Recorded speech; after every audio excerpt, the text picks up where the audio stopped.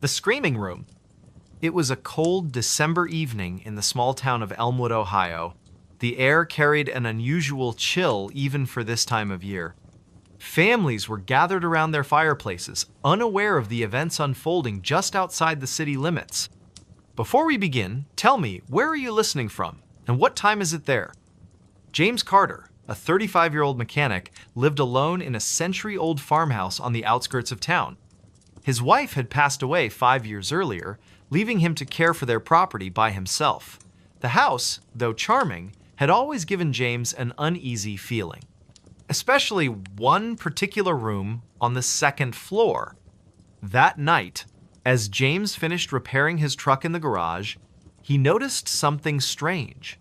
A faint sound, almost like whispering, seemed to be coming from upstairs.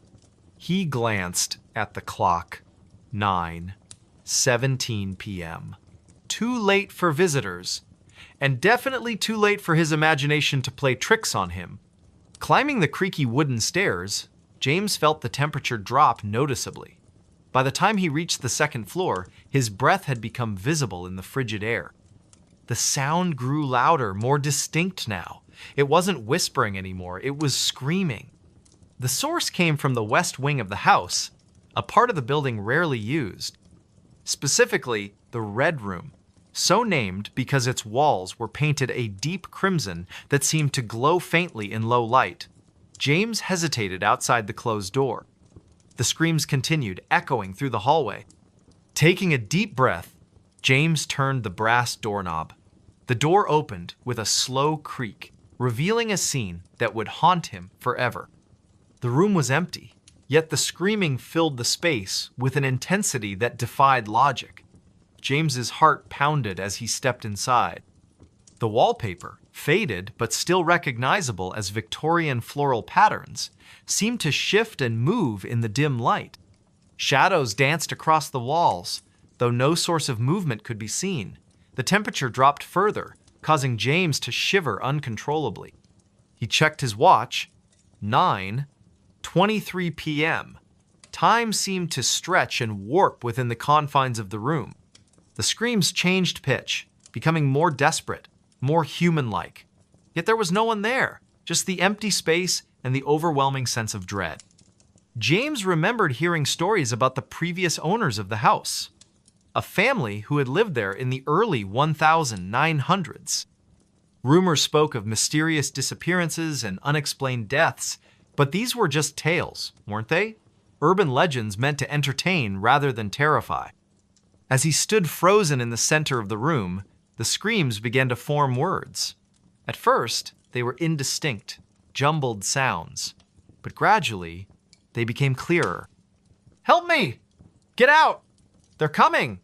Each phrase sent a new wave of fear through James's body. His phone, left charging downstairs, buzzed with a text message from his friend Mark. "Hey, you still up?" the message read. James considered responding, but the phone remained safely downstairs while he was trapped in this nightmare. The buzzing stopped as quickly as it started. The clock on the wall ticked loudly, each second stretching into eternity. 9:28 p.m. The room's atmosphere shifted again, becoming heavier, more oppressive. James's breathing quickened as he realized the screaming had stopped. Complete silence filled the space, more terrifying than the noise had been. Suddenly, the lights flickered. Not the overhead bulb, which had long since burned out, but the very air itself seemed to shimmer and pulse with an otherworldly energy. Shadows detached themselves from the walls, taking on forms that defied description, shapes that twisted and writhed in ways that shouldn't be possible. James backed toward the door, his movements slow and deliberate, every fiber of his being screamed at him to run, but his legs refused to cooperate. The temperature continued to plummet, frost forming on the window panes despite the lack of cold air entering the room. At 9:34 p.m., the door slammed shut behind him. The sound reverberated through the house, shaking the very foundations. James spun around, panic rising in his chest. The handle wouldn't budge, no matter how hard he pulled or pushed. The room had sealed itself off from the rest of the world. The shapes in the corners of the room began to move closer. Their forms solidified into something resembling human figures. But not quite. Eyes glowed with an unnatural light, mouths stretched impossibly wide. Whispers filled the air once more, surrounding James on all sides. "Who are you?" James demanded, his voice trembling despite his attempt to sound authoritative. The whispers responded, though no actual words could be discerned. Instead, they formed a cacophony of sound that threatened to overwhelm his senses. Time lost all meaning. Minutes stretched into hours, or perhaps it was only seconds. James couldn't tell anymore. His watch had stopped functioning, the hands frozen at 9:36 p.m. The room seemed to expand and contract, changing size and shape with each passing moment. Then, without warning, everything went silent. The shadows retreated to the corners, the temperature returned to normal, and the door opened easily when James turned the handle. Stepping out into the hallway, he found nothing unusual waiting for him. The rest of the house remained calm and quiet. But the experience had changed James. He couldn't sleep in that house anymore. Within a week, he had sold the property and moved to another state. To this day, the current owners refuse to enter the red room. They've boarded it up, sealing it off from the rest of the house. Sometimes, late at night, people walking past the old farmhouse claim to hear screams coming from within, though no one dares to investigate. The legend of the screaming room lives on, whispered among the residents of Elmwood. A reminder that some places are best left undisturbed. The story ends where it began, with a cold December evening in Ohio. But now, whenever someone hears an unexpected sound in the night, they think twice before investigating. Because sometimes, the truth is far more terrifying than any urban legend. Pause here for reflection. Let the weight of the tale settle in the listener's mind. The final word lingers in the air, fading slowly into silence. He wasn't on the guest list. It was a chilly October evening in rural Vermont, where the small town of Willow Creek prepared for its annual autumn festival. The leaves had turned into fiery shades of red and orange, carpeting the ground beneath towering maple trees. The air carried the faint scent of wood smoke mingled with pumpkin spice, creating an atmosphere both cozy and mysterious. Rachel Thompson, a local schoolteacher in her early 30s, had volunteered to help organize this year's event. She stood near the entrance of the community center, clutching a clipboard filled with names and details. The golden hour light filtered through the trees, casting long shadows across the parking lot as families began arriving for the festivities. "Good evening, Mrs. Peterson." Rachel greeted a familiar face, checking off another name from her meticulously organized list. "Your grandchildren must be excited about the haunted house tour tonight." As the line of visitors grew longer, Rachel noticed a tall figure standing silently at the edge of the parking lot. He wore a dark overcoat that seemed out of place in the crisp but not freezing weather. His presence felt different, though she couldn't quite articulate why. Perhaps it was the way he remained motionless while everyone else bustled about, or how his gaze seemed fixed directly on her despite the distance. "Excuse me," came a voice behind her, startling Rachel from her thoughts. She turned to assist another family, but when she glanced back toward the parking lot moments later, the man was gone. Shaking off an inexplicable feeling of unease, she returned to her duties. The festival proceeded smoothly throughout the evening. Children laughed as they navigated the hay maze, couples strolled hand in hand through the pumpkin patch, and elderly residents shared stories around the bonfire. Yet Rachel couldn't shake the image of that strange man from her mind. Several times, she caught herself scanning the crowd, searching for his distinctive silhouette. Around 9 o'clock, as the last scheduled events drew to a close, Rachel began directing volunteers in the cleanup process. The temperature had dropped noticeably, and a thin mist crept across the grounds, swirling around lampposts and benches. Most attendees had already departed, leaving only a few stragglers enjoying the final moments of the celebration. "Rachel," called Mark Harrison, one of the event coordinators, "have you seen anyone still wandering around?" I thought I heard footsteps near the old storage shed. A chill ran down Rachel's spine that had nothing to do with the cooling night air. No, everyone should be accounted for by now. She hesitated, then added, but earlier, there was this man. I never saw him approach the registration table. Mark frowned, adjusting his flashlight beam. That's odd. Let's do a quick sweep of the area before we lock up. Better safe than sorry. They split up to cover more ground, agreeing to meet back at the main entrance in 15 minutes. As Rachel made her way past the deserted food stalls and silent game booths, she couldn't help but notice how different everything looked under the dim security lights. Shadows danced eerily along the building's walls, and every rustle of leaves sounded like approaching footsteps. Suddenly, she froze. There, near the edge of the woods, stood the man in the dark overcoat again. This time, he wasn't merely observing, he was watching her intently, his expression unreadable in the poor lighting. Her heart pounded against her ribcage as she tried to recall if she'd ever seen him before in town, but something about him felt wrong. "Hello?" she called out tentatively, taking a cautious step forward. "Can I help you with something?"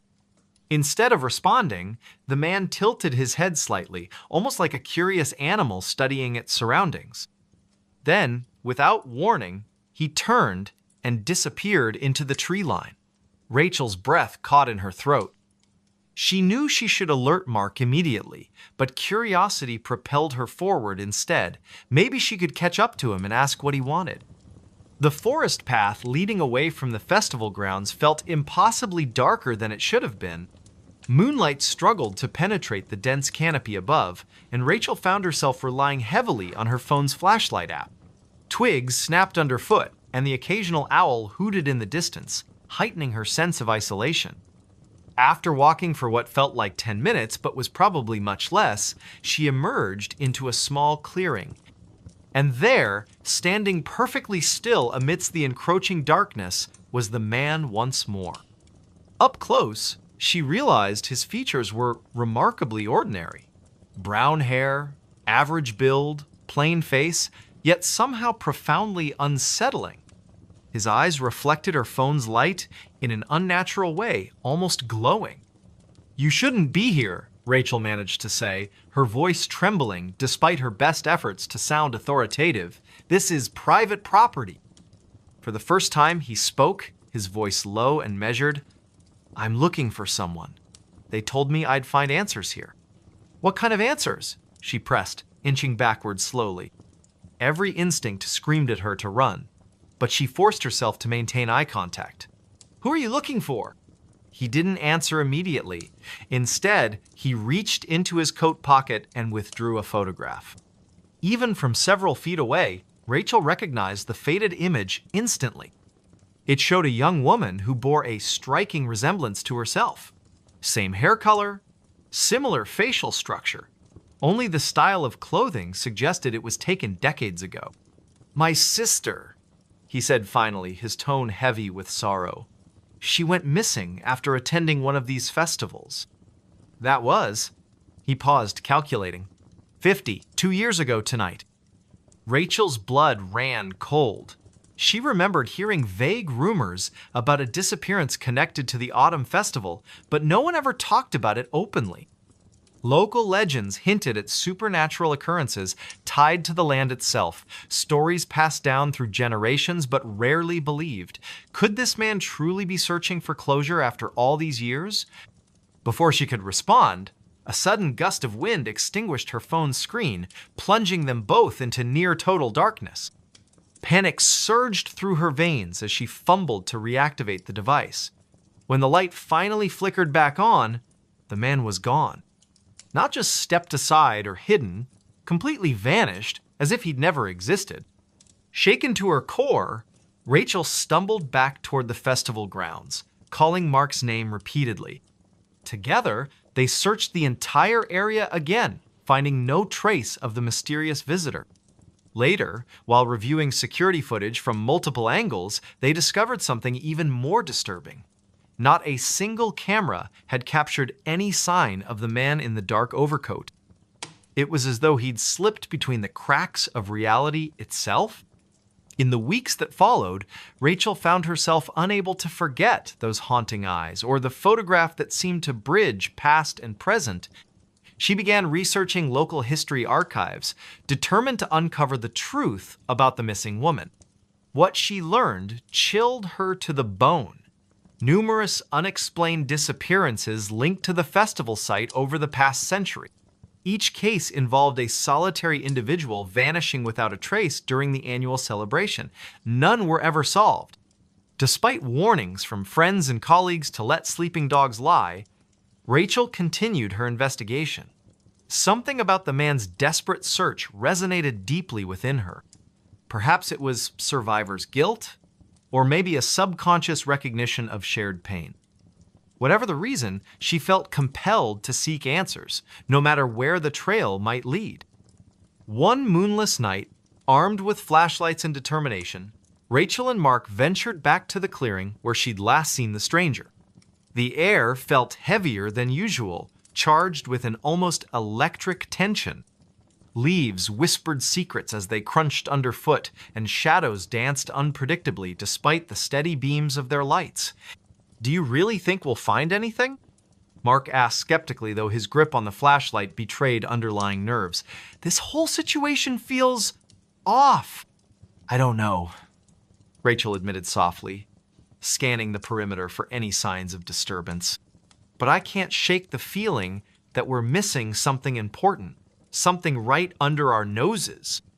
They spent nearly an hour combing the area, finding nothing but ancient tree roots and scattered stones.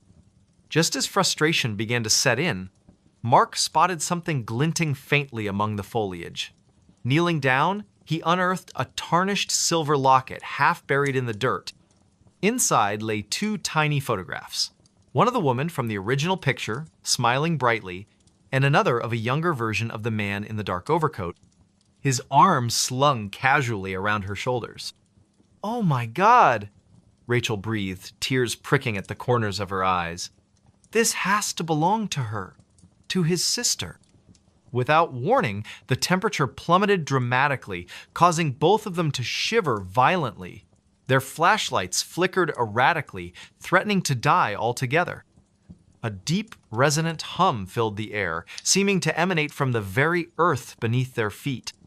And then, emerging from the shadows like a specter materializing from smoke, stood the man once more. His expression hadn't changed, but his presence felt different somehow, more solid yet simultaneously ethereal. He extended a hand toward Rachel, palm upturned expectantly. In that moment, she understood what he wanted, needed from her. Placing the locket gently into his grasp, she whispered, "I'm so sorry. We'll keep looking. I promise." For the first time since their encounter, emotion flickered across his face. Gratitude mixed with profound sadness. Slowly, deliberately, he closed his fingers around the precious keepsake. As he did so, his form began to dissolve, fading away like morning mist beneath the rising sun.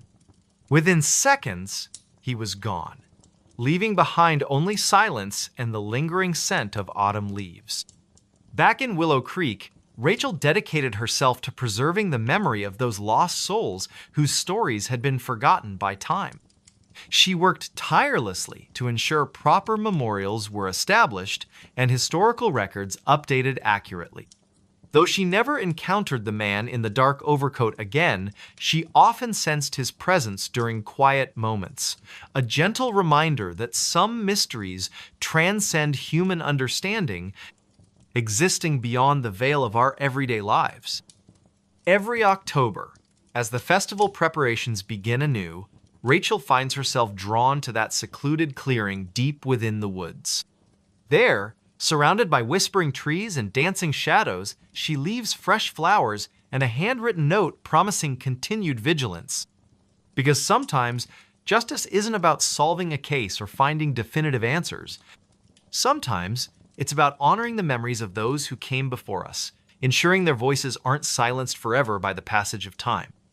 And perhaps, just perhaps, somewhere beyond our comprehension, a brother and sister are finally reunited, free from the burdens of unanswered questions and unresolved grief. Their spirits rest peacefully now, knowing that someone cared enough to remember. Voices in the cornfield, a haunting tale.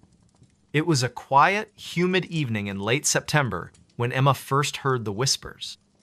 The sun had just dipped below the horizon, casting long shadows across the endless rows of cornfields that surrounded her small town of Millbrook, Illinois. The air was thick with the scent of damp earth and drying leaves, and a gentle breeze rustled through the towering stalks. She had always found the fields comforting during the day, their golden waves stretching as far as the eye could see. But at night, they felt different, oppressive, as if the darkness between the rows hid secrets too terrible to be spoken aloud. Emma stood on the edge of the field, hesitating for a moment before stepping forward. Her boots crunched softly against the dry soil beneath her feet. It was almost 8 o'clock, and she should have been home by now, but something had drawn her here, nagging curiosity she couldn't quite explain. Earlier that afternoon, while walking back from the general store, she'd overheard an old man muttering about strange voices coming from the cornfield. He claimed he'd heard them every night for weeks, soft murmurs carried on the wind like ghostly echoes. Most people dismissed his words as nonsense, attributing it to his age or perhaps too many years spent working under the scorching sun. But Emma couldn't shake the feeling that there might be truth to what he said. The moon hung low in the sky, its pale light filtering weakly through the dense canopy above. Shadows danced around her, shifting unpredictably as though alive. She took another cautious step deeper into the field, her heart pounding in her chest. "Hello?" she called out tentatively, her voice barely audible even to herself. Silence greeted her, save for the faint rustling of leaves overhead. She exhaled slowly, trying to calm her nerves. Maybe this was all just her imagination playing tricks on her after hearing the old man's story. But then, faintly, she heard it all whisper. Barely more than a breath, yet unmistakable. It seemed to come from everywhere and nowhere all at once, weaving through the rows of corn like a phantom thread. Emma froze, her pulse quickening. "Who's there?" she demanded, her voice firmer this time, though laced with unease. Again, the whisper came, louder now, closer. She turned sharply, scanning the darkened rows around her, but saw nothing except the endless maze of stalks swaying gently in the breeze. "Leave me alone!" she shouted, panic beginning to creep into her tone. The whispers grew louder still, overlapping each other until they formed a cacophony of unintelligible murmurs. They weren't human voices, not entirely. There was something wrong about them, something unnatural. A chill ran down her spine as she realized she wasn't alone. Something or someone was watching her from within the shadows. She stumbled backward, her foot catching on a root hidden beneath the dirt. With a startled cry, she fell hard onto the ground, pain shooting up her arm as she landed awkwardly. For a moment, everything went silent again. Too silent. Even the rustling of the leaves seemed to fade away, leaving only the sound of her own ragged breathing. Then, without warning, a figure emerged from the darkness. It was tall, impossibly so, its silhouette blending seamlessly with the surrounding stalks. Its facif, it could even be called, that was obscured by a tangle of vines and dried husks, giving it the appearance of some grotesque scarecrow brought to life. Yet it moved with purpose, taking deliberate steps toward her.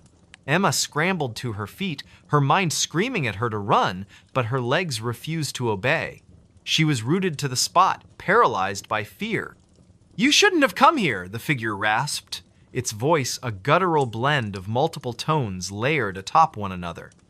It sounded neither male nor female, neither young nor old, just wrong. "This place doesn't belong to you." "What do you want?" Emma managed to choke out, tears streaming down her face. She wanted to look away, to close her eyes and pretend none of this was real, but she couldn't. The figure's gaze held her captive, piercing through her very soul. "The voices will tell you," it replied cryptically, tilting its head in a way that made her stomach churn. Before she could respond, it raised a gnarled hand and pointed deeper into the field. Against her will, Emma found herself turning to follow its gesture. There, nestled among the rows of corn, was a clearing she hadn't noticed before. In the center of the clearing stood an ancient stone altar, its surface stained with dark streaks that looked suspiciously like dried blood. Surrounding the altar were dozens of crude effigies fashioned from twisted branches and scraps of fabric, their hollow eyes seeming to stare directly at her. "What is this?" she whispered, her voice trembling. The figure didn't answer. Instead, it began to chant in a language she didn't recognize, the syllables rolling off its tongue in a rhythmic cadence that sent shivers coursing through her body. The whispers returned, louder now, drowning out the sound of the chanting. They pressed in on her from all sides, filling her ears and clouding her thoughts until she could no longer distinguish reality from nightmare. Images flashed before her eyes' faces, contorted in agony, bodies writhing in pain, screams echoing endlessly. She clutched her head, desperate to block out the visions, but they only grew stronger. Through the chaos, one word repeated itself over and over again: reap, reap, reap, reap. And then, as suddenly as it had begun, everything stopped. The whispers ceased, the visions vanished, the figure was gone. Emma collapsed to her knees, gasping for air as she tried to make sense of what had just happened. When she finally mustered the strength to stand, she stumbled out of the field and ran all the way back to town, not stopping until she reached the safety of her home. For days afterward, Emma avoided the cornfield at all costs. She told no one what she had seen, fearing they wouldn't believe her, or worse, that they would think she was crazy.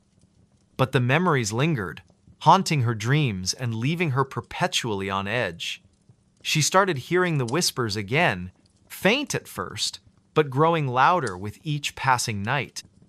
No matter where she went, they followed her, taunting her with fragmented phrases she couldn't fully understand. One evening, unable to endure the torment any longer, Emma decided to confront the source of the voices once and for all. Armed with a flashlight and a pocket knife, she returned to the field, determined to uncover the truth. The moonlight illuminated her path as she navigated the labyrinthine rows, her footsteps hesitant yet resolute.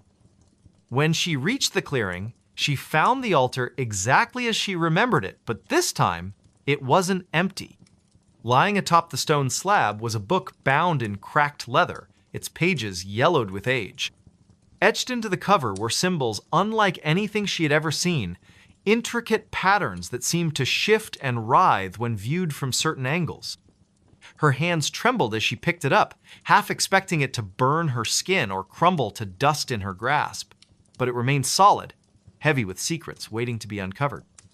As she flipped through the pages, she discovered writings detailing rituals meant to summon entities from beyond the veil.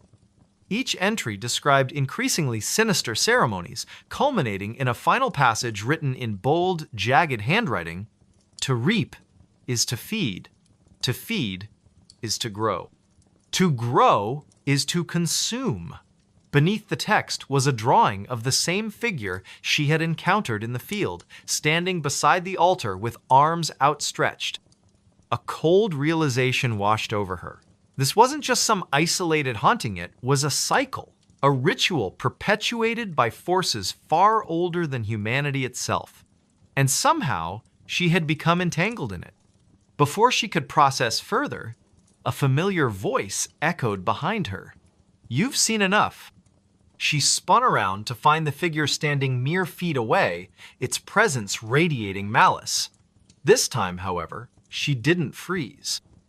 Summoning every ounce of courage she possessed, she lunged forward, driving the pocket knife into its chest, or rather, where its chest should have been. The blade passed harmlessly through the air, leaving the figure unharmed. "You cannot kill what does not live," it sneered, reaching out to grab her wrist. Pain shot through her arm as its grip tightened, forcing her to drop the knife. "But you can join us." "No!" she screamed, thrashing wildly in its grasp. Desperation fueled her movements, and she managed to break free, stumbling backward toward the edge of the clearing. Without thinking, she hurled the book into the air, watching as it landed squarely on the altar. Sparks erupted from the pages, igniting a fire that spread rapidly across the dry wood. The figure let out an unearthly shriek, its form flickering like a dying flame. "You don't know what you've done!" it roared, dissolving into smoke as the flames consumed the altar. Within moments, the entire clearing was ablaze, the heat searing her skin as she fled back toward the safety of the town. When she emerged from the field, coughing and covered in soot, she expected to feel relief. Instead, she felt emptiness, a void left behind by whatever force had been unleashed. The whispers were gone, replaced by an oppressive silence that weighed heavily on her shoulders. She knew deep down that destroying the altar hadn't ended the cycle, it had merely delayed it. Years later, residents of Millbrook would speak in hushed tones about the night the cornfield burned. Some claimed they saw shapes moving among the ashes, their forms indistinct yet undeniably present.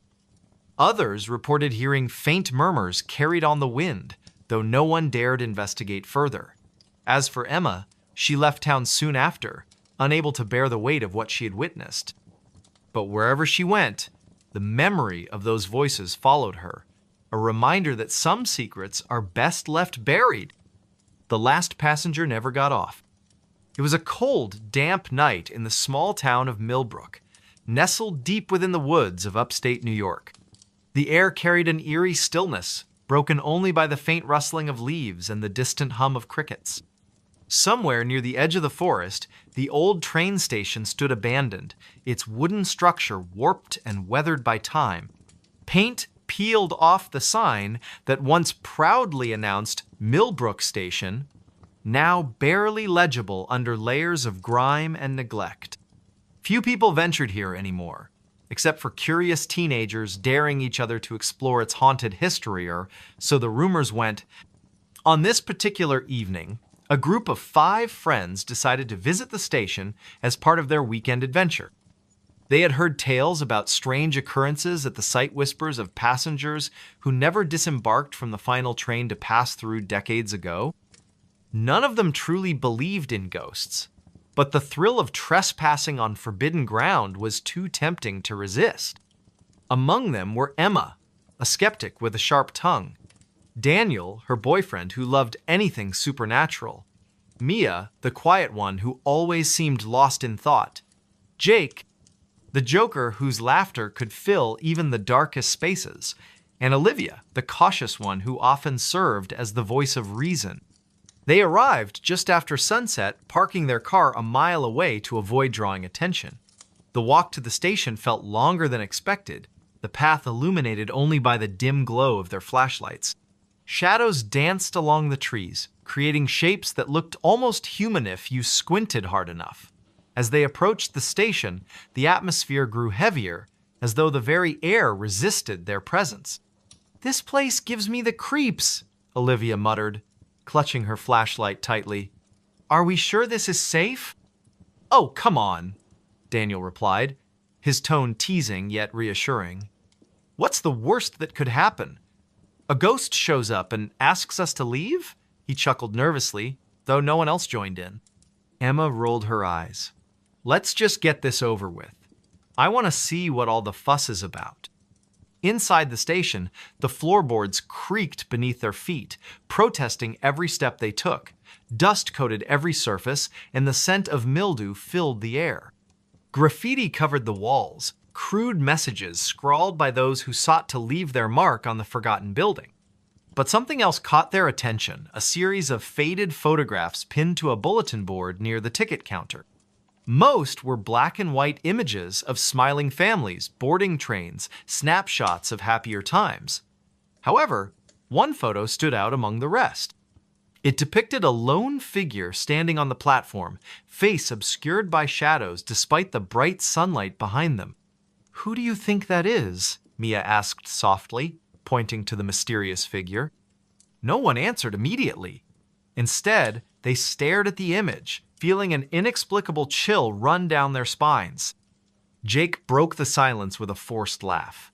Probably just some weirdo who didn't want to smile for the camera.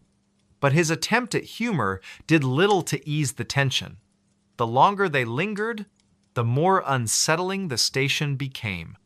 Strange noises echoed through the empty hall-soft footsteps, faint whispers, the occasional groan of metal shifting somewhere unseen. At first, they dismissed these sounds as tricks of the mind, products of their overactive imaginations fueled by fear. Yet as the minutes passed, the disturbances grew louder, more distinct. "Did you hear that?" Olivia whispered, her voice trembling. She pointed toward a set of double doors leading to the tracks outside. Everyone froze, listening intently. Sure enough, there it was again, a low, rhythmic clanging, like the sound of a bell being struck repeatedly. "That's not coming from inside," Daniel said, frowning. "It's coming from the platform." Against better judgment, they followed the noise, stepping cautiously onto the weathered wooden planks of the platform. The clanging stopped abruptly as they emerged, leaving only the oppressive silence of the night. Their flashlights scanned the area, revealing nothing out of the ordinary. Just empty tracks stretching into the darkness, surrounded by dense woods. Then, without warning, the lights flickered. Not the natural kind caused by faulty wiring or stormy skies, but a deliberate pulsing, as if the station itself were alive and breathing. Each flicker cast distorted shadows across the platform, making it impossible to tell whether something or someone was lurking just beyond the reach of their beams. "What the hell is going on?" Emma demanded, her bravado faltering. Before anyone could respond, they heard it. The unmistakable rumble of an approaching train. "But there aren't supposed to be any trains running here," Mia stammered, clutching Daniel's arm. "It must be a freight train or something," Jake suggested weakly, though he sounded far from convinced.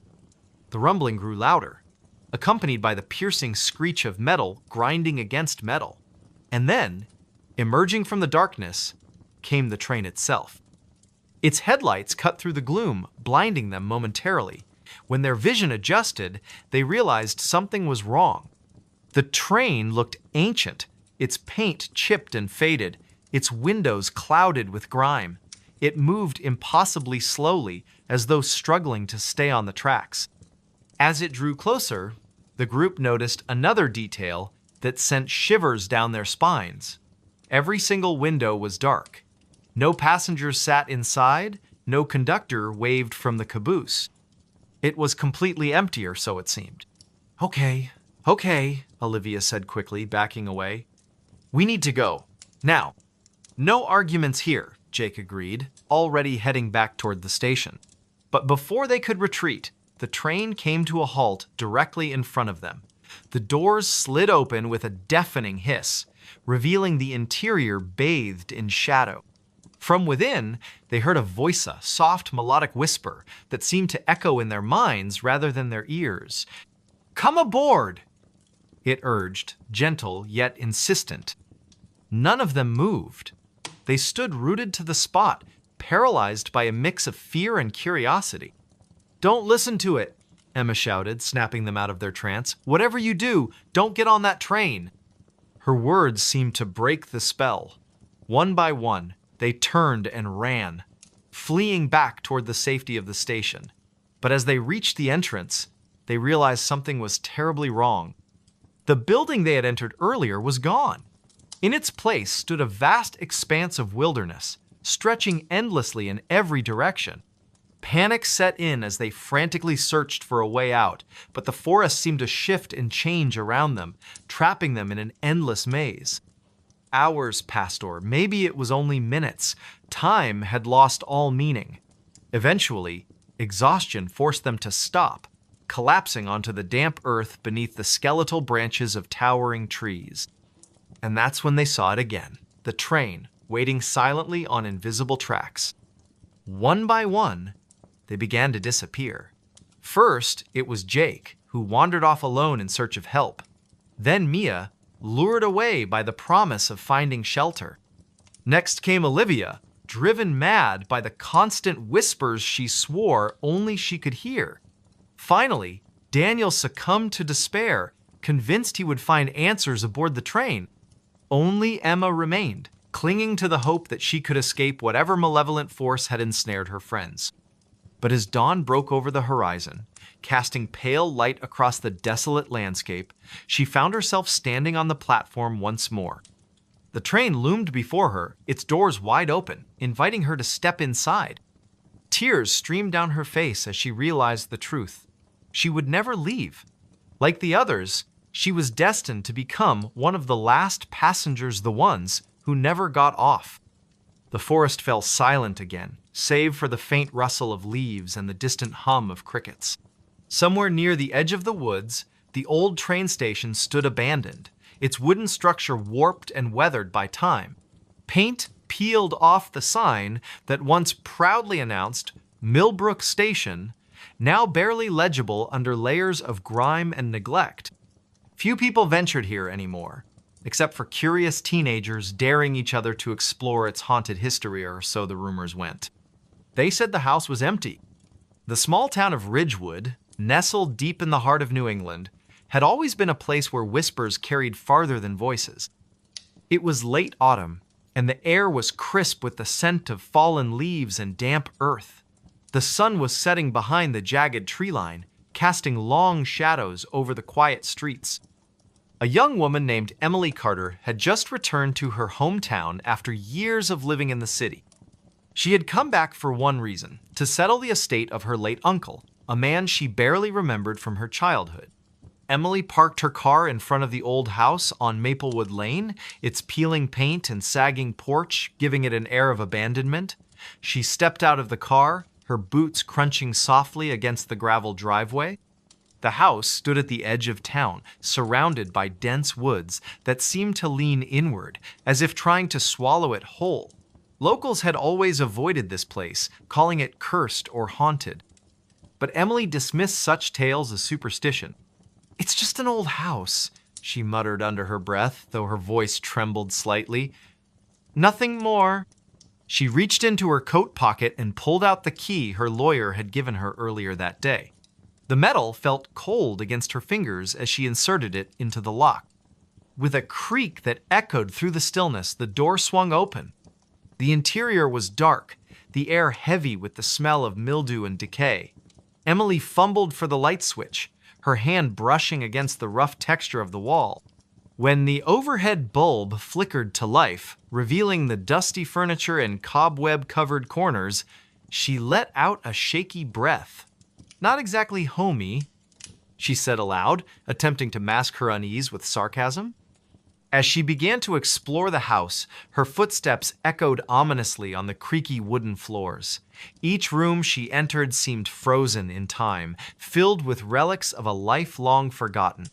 In the kitchen, yellowed newspapers lay scattered across the counter, their headlines faded but still legible. On the dining table sat a single plate, untouched and covered in a fine layer of dust. Something about the scene made Emily's stomach churn. It was then that she noticed the faint sound of footsteps coming from upstairs. Her heart skipped a beat. "Hello," she called out, her voice wavering. "Is someone there?" Silence greeted her words, broken only by the distant rustle of trees outside. Shaking her head, she tried to convince herself it was just the wind or the settling of the old house. But deep down, she couldn't ignore the creeping sensation that she wasn't alone. Determined to finish what she'd come here to do, Emily climbed the staircase, each step groaning beneath her weight. At the top, she found herself facing a long hallway lined with closed doors. One of them stood slightly ajar, a sliver of dim light spilling out onto the floor. She hesitated, her hand hovering over the doorknob. "Who could possibly be here?" she whispered, her voice trembling with a mix of fear and curiosity. Pushing the door open, she stepped inside. The room was empty, save for a rocking chair in the corner, swaying gently as if someone had just gotten up from it. Emily froze, her eyes darting around the space. There was no one there, yet the movement of the chair defied explanation. She backed out slowly, her pulse racing. By the time she reached the bottom of the stairs, night had fallen completely. Shadows danced across the walls, cast by the flickering light of the single bulb above her head. Emily decided to call it a night, retreating to her car to retrieve her overnight bag. As she crossed the threshold once more, she felt a sudden chill run down her spine. The temperature in the house had dropped noticeably, despite the lack of windows being open. She wrapped her arms around herself, trying to shake off the feeling of dread that was steadily growing within her. Setting her bag down in the living room, she lit a few candles to supplement the weak electric light. That's when she heard a soft whisper, so faint, it might have been her imagination.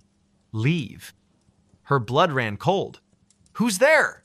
she demanded, her voice stronger now, though her hands were shaking. No response came, but the whisper repeated itself, louder this time. "Leave while you can." Panic rising, Emily grabbed her phone and dialed the local sheriff's office. The operator assured her they would send someone over immediately, but as she hung up, she realized how isolated the house truly was. By the time help arrived, anything could happen. Minutes passed like hours as she sat huddled on the couch, clutching a flashlight. Every creak of the house sent her nerves spiraling. Finally, headlights appeared in the distance, cutting through the darkness. Relief washed over her as two officers stepped out of their patrol car and approached the house. "Evening, ma'am," one of them said, tipping his hat. "You reported some trouble?" Trying to steady her breathing, Emily explained everything: the footsteps, the rocking chair, the whispers. The officers exchanged skeptical glances but agreed to take a look around. They searched every room, shining their flashlights into every shadowy corner. "Seems clear to me," the taller officer said finally, scratching his chin. "Old houses like this tend to make noises. Probably nothing to worry about." "But I know what I heard," Emily insisted, frustration creeping into her tone. "We'll keep an eye on things tonight," the other officer promised, though his expression suggested he didn't believe her. "If anything else happens, give us a call." With little choice but to accept their assessment, Emily watched them leave, the sound of their car fading into the distance. Alone again, she locked the door and barricaded it with a chair, hoping to feel safer. But sleep eluded her, and the night stretched on endlessly. Sometime after midnight, the whispers returned, louder and more insistent. "You shouldn't have come back." This time, Emily saw something move in the corner of her vision. Whirling around, she caught a glimpse of a figure standing in the doorway before it vanished. Her scream pierced the silence, echoing through the house like a banshee's wail. Desperate, she grabbed her car keys and bolted for the door, not caring about leaving her belongings behind.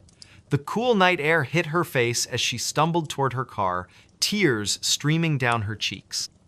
Back in town, she checked into a motel, unable to stop shaking.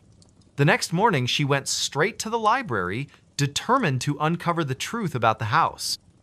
After hours of digging through old records and newspaper clippings, she discovered something chilling. Decades ago, a family had lived in the house: mother, father, and their young daughter. Tragedy struck when the parents died under mysterious circumstances, leaving the child orphaned. Neighbors claimed the girl had gone mad, wandering the woods until she disappeared without a trace. Some believed she had taken her own life. Others whispered of darker forces at play. Armed with this knowledge, Emily returned to the house one final time, accompanied by a priest recommended by the librarian. Together, they performed a blessing ritual, sprinkling holy water and reciting prayers throughout the building. By the end, Emily felt a strange sense of peace settle over the house, as if a weight had been lifted. Though she never fully understood what had happened, Emily left Ridgewood shortly afterward, vowing never to return. The house remained empty, its secrets buried beneath layers of history and myth. Yet, on certain nights, townsfolk swear they can still hear faint whispers carried on the wind, warning those who dare to venture too close. They said the house was empty. Emily often reflected in the years that followed. But sometimes, emptiness is the least of your worries. And so, the legend of the house on Maplewood Lane lived on, a testament to the mysteries that linger in the shadows of small-town America. She answered a phone that wasn't there. It was a quiet, overcast afternoon in the small town of Cedar Ridge, nestled deep within the Appalachian foothills. The sky was a uniform gray, and the air carried a damp chill that seemed to seep through every crack in the old houses lining Elm Street. Emily Carter, a reserved librarian in her late 20s, had just returned from her weekly grocery run. She lived alone in a modest two-story home at the edge of town, its white paint peeling slightly but still charming in its own way. As she stepped inside, she noticed something unusual, a faint ringing sound echoing through the house. Her brow furrowed as she set down her bags. "That's strange," she muttered under her breath, glancing around the living room. She didn't own a landline phone, nor did she have any devices capable of producing such a clear, mechanical ring. It wasn't her cell phone either. It lay silent on the kitchen counter, screen dark. The ringing continued, steady and persistent, as if demanding attention. Emily hesitated for a moment, then followed the sound. It seemed to be coming from upstairs. Each step creaked beneath her weight, amplifying the eerie atmosphere. The hallway upstairs was dimly lit, shadows stretching long across the worn carpet. The ringing grew louder, more insistent, until she found herself standing outside the door to the spare bedroom she rarely used. With a deep breath, she turned the doorknob and pushed the door open. Inside, the room was exactly as she'd left it last. Dusty furniture draped with old sheets, a single window letting in muted light. But there, sitting on the floor, in the center of the room, was an old rotary phone. Its black cord snaked across the floor like a serpent, disappearing into the wall where no outlet existed. Emily froze, her heart pounding in her chest. This phone hadn't been there before, she was certain of it. Yet here it sat, ringing insistently, almost tauntingly. Against her better judgment, she approached it. The closer she got, the colder the air became, until her breath formed tiny clouds in front of her face. Her hand trembled as she reached out, hovering inches above the receiver.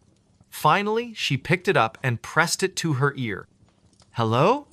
she whispered, her voice barely audible. For a moment, there was only silence on the other end. Then came a soft, distorted voice, barely human. "Help me!" it rasped, each word dragging out like a mournful wail. "Please, help me!" Emily dropped the phone, stumbling backward until she hit the wall. The voice continued, growing louder and more desperate. "Who are you?" she cried, clutching her arms tightly around herself. "What do you want?" But the voice didn't answer directly. Instead, it began to chant, repeating the same phrase over and over again. "Find me, find me, find me." Suddenly, the line went dead. The room fell silent, except for the sound of Emily's ragged breathing. When she looked back at the phone, it was gone. Vanished without a trace.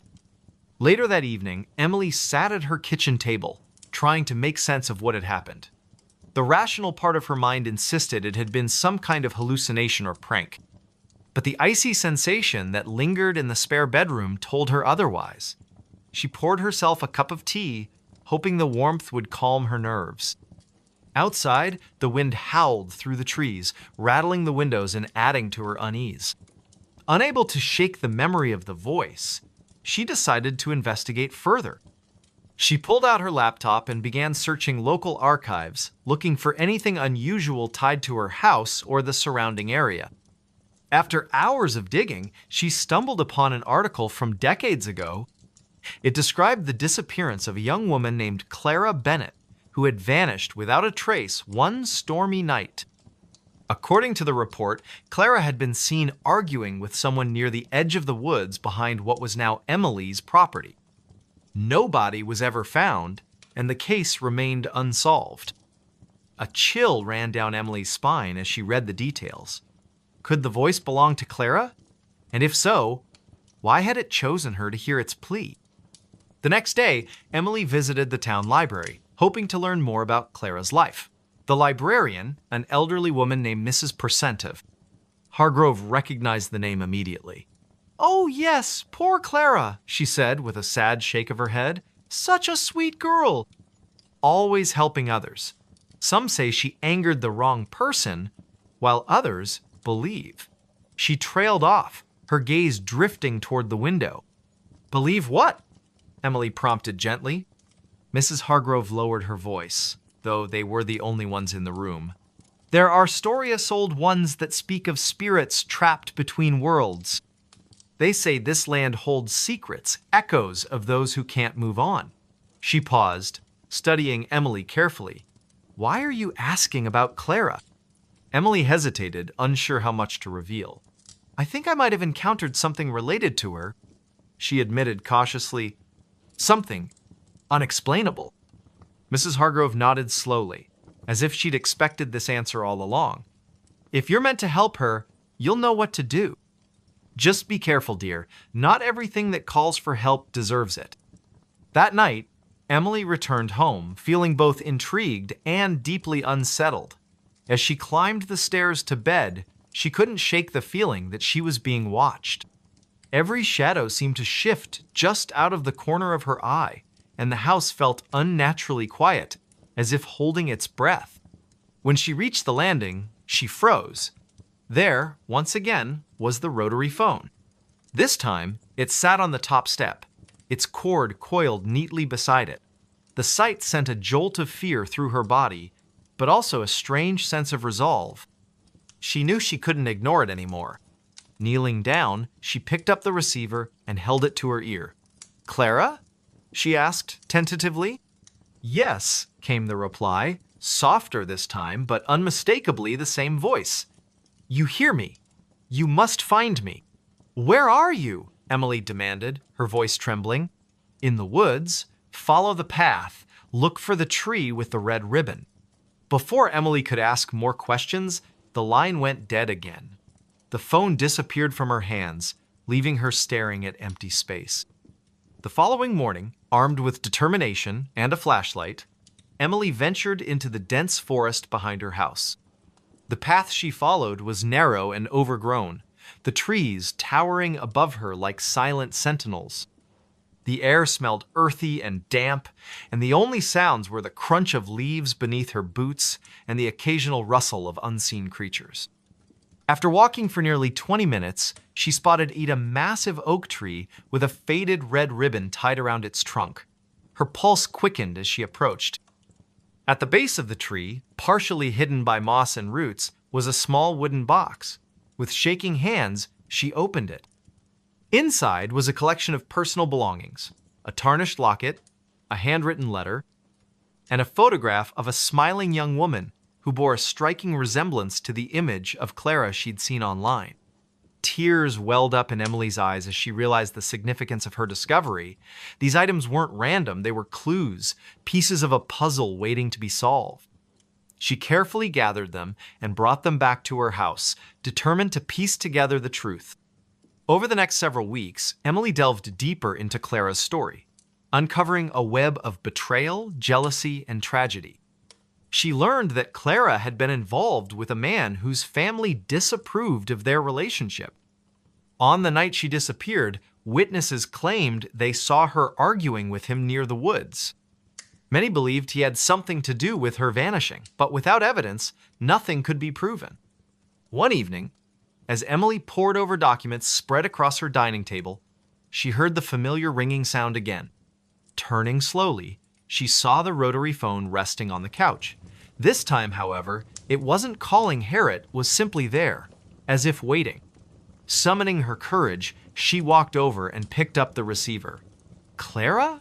she said softly. "Thank you," came the voice, clearer and more peaceful than before. "You've given me peace." And then, just like that, the phone vanished. For good this time. In the days that followed, Emily felt a profound sense of closure, not just for Clara, but for herself as well. By confronting the unknown, she had faced her own fears and discovered a strength she hadn't known she possessed. Though she never saw or heard from Clara again, she knew the spirit had finally moved on. The people of Cedar Ridge eventually learned of Emily's efforts to uncover the truth about Clara's disappearance. Inspired by her bravery, they erected a memorial in the woods, marking the spot where the oak tree stood. It served as a reminder that even the most haunting mysteries could be laid to rest with compassion and perseverance. As for Emily, she continued her quiet life, forever changed by the experience. Sometimes, when the wind blew just right, she thought she could hear a faint whisper of gratitude carried through the trees. A reminder that sometimes, answering a Cleven one that comes from beyond can change everything. The Man Who Followed Me Home, a chilling encounter. It was a cold, overcast afternoon in late October when Claire first noticed him. She had been walking home from the library in her small suburban town of Crestwood, Illinois, her arms laden with books and her mind preoccupied with thoughts of the upcoming Halloween festivities. The streets were quiet, save for the occasional rustle of leaves skittering across the pavement and the distant hum of traffic from the main road. The air carried the crisp bite of autumn, and she pulled her scarf tighter around her neck as she quickened her pace. She didn't see him at first, not really. It was more of a feeling, an awareness that prickled the back of her neck like the faintest brush of a spider's web. When she finally glanced over her shoulder, there he was, standing at the corner of Maple Street, just far enough away to seem unassuming yet close enough to make her uneasy. He wore a long, dark coat that hung loosely on his frame, its edges flapping slightly in the breeze. His face was obscured by the brim of a wide hat, but she could feel his gaze boring into her, steady and unrelenting. Claire hesitated for a moment, her breath catching in her throat. "Who is he?" she wondered aloud, her voice barely above a whisper. She shook her head, chiding herself for being paranoid. Crestwood wasn't exactly a bustling metropolis, but it was safer, so she had always believed. Still, something about the man made her skin crawl. She turned her attention back to the path ahead, forcing herself to focus on the rhythmic crunch of her boots against the gravel sidewalk. But the feeling didn't go away. If anything, it intensified. Every few minutes, she would glance behind her, only to find him still there, maintaining the same distance as before. He never spoke, never waved, never did anything to acknowledge her presence. And yet, he followed. Step by step, block by block, he stayed just within sight, a shadowy figure trailing her like a ghost tethered to her heels. By the time she reached Birch Avenue, her heart was racing. Her house was only a few blocks away now, but the thought of leading this stranger to her doorstep filled her with dread. She considered crossing the street or ducking into one of the nearby shops, but the latter option felt futile. Most of them had already closed for the evening. Instead, she tightened her grip on her books and forced herself to keep moving, her footsteps quickening with each passing second. "Why is he following me?" she muttered under her breath, her voice trembling with a mix of fear and frustration.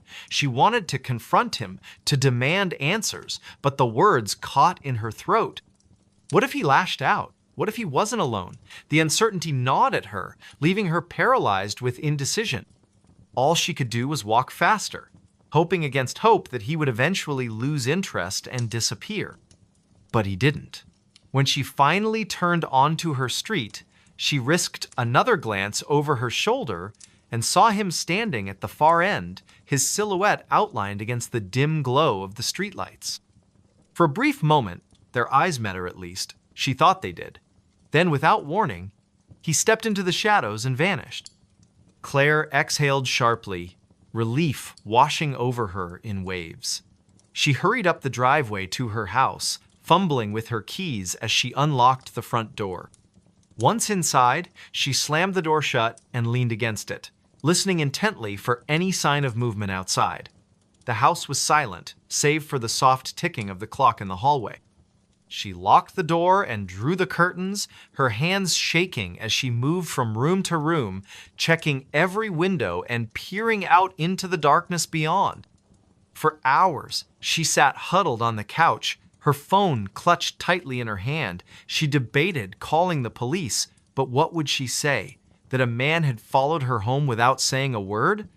Without doing anything overtly threatening? They'd probably dismiss her concerns as paranoia, especially since he had disappeared before she could get a good look at him. No, she decided, it was better to wait until morning. Maybe then she could convince herself it had all been a figment of her imagination. The next day, however, proved otherwise. Claire woke to find a single red rose lying on her porch, its petals glistening with dew. At first, she thought it might be a gift from a neighbor or a secret admirer, but the absence of a note or any identifying details left her unsettled. She picked it up cautiously, examining it for clues, but found nothing unusual. Still, the gesture felt wrong too, deliberate, too calculated. As she walked to work later that morning, she couldn't shake the feeling that she was being watched again. Sure enough, when she paused at the intersection of Birch and Elm, she spotted him standing across the street, his posture relaxed yet unnervingly still. This time, he wasn't wearing the hat, and she got a clearer view of his face. It was gaunt, almost skeletal, with hollow cheeks and sunken eyes that seemed to glint with a strange, otherworldly light. His lips curled into a faint smile as their gazes locked, sending a shiver down her spine. Claire broke eye contact and hurried across the street, her pulse hammering in her ears. She ducked into a nearby cafe, ordering a coffee she didn't really want, just to have an excuse to stay indoors. From the safety of the window seat, she watched as he lingered outside, his expression unreadable. After several agonizing minutes, he finally turned and walked away, disappearing into the crowd. Over the next few days, the encounters grew more frequent and more disturbing. Wherever she went, he was there. At the grocery store, in the park, even outside her office building. He never approached her, never said a word, but his presence was constant, suffocating. Friends and coworkers began to notice her growing anxiety, asking if everything was okay. She tried to laugh it off, attributing her behavior to stress or lack of sleep, but deep down, she knew the truth. Something was terribly wrong. One evening, after returning home from work, Claire discovered a note tucked beneath her windshield wiper. Written in jagged, uneven handwriting were the words, "I've been waiting for you." Her stomach churned as she read the message over and over, each repetition making it feel more menacing. She crumpled the paper in her fist and threw it into the trash. But the damage was done. Sleep eluded her that night, her mind racing with questions she couldn't answer. Who was he? What did he want from her? And why wouldn't he leave her alone? Determined to put an end to the torment, Claire decided to take matters into her own hands. She installed extra locks on her doors, set up motion-activated lights around the perimeter of her house, and even bought a can of pepper spray to carry with her at all times. But none of these precautions brought her peace. If anything, they only heightened her sense of vulnerability, reminding her constantly of the danger lurking just beyond her control. One particularly restless night, she heard a soft tapping sound coming from the living room. At first, she thought it might be the wind rattling the windows, but when she investigated, she found the source of the noise. A single finger pressed against the glass of her sliding door. It was him. His face loomed mere inches away, pale and expressionless, his eyes gleaming with an intensity that made her blood run cold. Without thinking, Claire grabbed the nearest object, a heavy ceramic vase, and hurled it at the door. The impact startled him, causing him to stumble backward. Seizing the opportunity, she bolted to her bedroom and locked the door behind her, her chest heaving as she fought to catch her breath. Outside, she heard the unmistakable sound of footsteps retreating into the night. The next morning, she called the police, recounting everything that had happened in painstaking detail. To her surprise, they took her seriously, promising to patrol the area more frequently and advising her to document any future incidents. For a while, things seemed to improve. The man stopped appearing in public places, and the notes ceased entirely. Claire allowed herself to believe that the nightmare was finally over. But then, on a rainy Tuesday evening, she received a package in the mail. There was no return address, no indication of who had sent it. Inside, she found a photograph of herself taken from outside her bedroom window, along with a short letter written in the same jagged handwriting as before. The message was simple yet chilling. "You can't escape me." Panic surged through her veins as she realized the implications. He had been watching her all along, studying her routines, learning her habits. The idea that he knew her life so intimately down to the layout of her home was unbearable. She packed a bag and fled to a friend's house in Chicago, hoping the distance would offer some measure of protection. For weeks, she lived in a state of constant vigilance, jumping at every unfamiliar sound and avoiding crowded spaces where she might encounter him. Yet, despite her efforts, she couldn't shake the feeling that he was still out there, biding his time. One night, as she lay awake in bed, she heard the faintest creak of floorboards in the hallway. Her heart stopped. Slowly, she reached for the baseball bat she kept beside her bed and crept toward the door. When she opened it, the hallway was empty, or so she thought. As she turned to go back to bed, a hand shot out from the shadows, grabbing her wrist with an iron grip. She screamed, swinging the bat wildly, but he was too strong. His face emerged from the darkness, twisted into a grotesque grin that revealed rows of jagged teeth. "You should have stayed," he whispered, his voice low and guttural. "Now you'll never be free." Claire's world dissolved into chaos. She struggled, kicked, clawed, but it was no use. His strength was overwhelming, his presence suffocating. Just as she felt consciousness slipping away, she heard the distant wail of sirens. Whether they were real or imagined, she couldn't tell. All she knew was that she had failed to escape the man who followed her home. He laughed, but no one was around. It was a quiet, overcast afternoon in the small town of Pine Ridge, tucked away in the rolling hills of rural Pennsylvania. The sky hung low and gray, casting long shadows across the landscape as if nature itself were holding its breath. Most of the townsfolk had retreated indoors to escape the chill that lingered in the air, leaving the streets eerily deserted. Somewhere in the heart of this sleepy community stood an old, decrepit house known only as the Laughing House.